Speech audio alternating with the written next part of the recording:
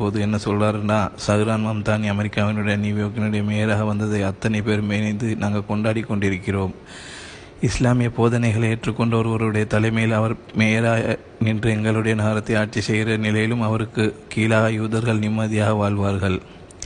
வாழ முடியும் என்பதை இந்த உலகத்திற்கு நாங்கள் சொல்ல விளைகிறோம். உலகம் முழுவதும் ஏன் பாலஸ்தீனத்திலும் இது போன்ற மாற்றங்கள் ஏற்பட வேண்டும், இது போன்ற நிம்மதியான சூழல்கள் ஏற்பட வேண்டும் என்று யூதர்களாகிய நாங்கள் இதனை கொண்டாடுகிறோம், உலகத்துக்கு எடுத்து சொல்லுகிறோம் என்று சொல்லி வெளிப்படையாகவே பாராட்டி பேசியிருக்கிறார்.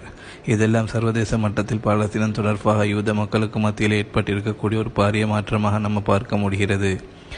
எனவே சஹ்ரான் மம்தானியினுடைய வெற்றி என்பது சாதாரணமான கிடைத்த ஒரு வெற்றி கிடையாது. அது அவருக்கான வெற்றியாக பார்க்க முடியாது. பாலஸ்தீன அப்பாவிகளுக்கான வெற்றியாகத்தான் நம்ம பார்க்க முடியும். அவர்களுடைய அந்த செய்திகளை வெகுஜன மக்கள் மத்தியில் அழகாய் போய் சேர்த்திருக்கிறார்கள் என்பதை நம்ம உணர முடிகிறது. அதே